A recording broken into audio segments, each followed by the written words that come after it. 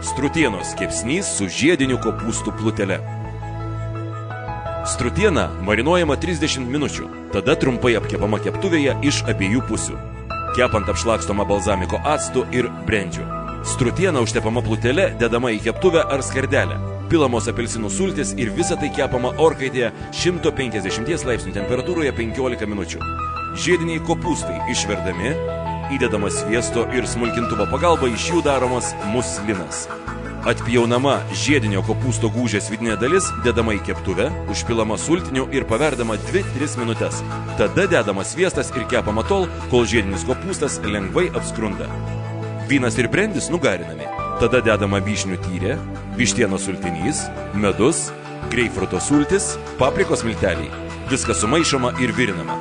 Kad padažas sutirštėtų, pabaigoje dedamas sviestas.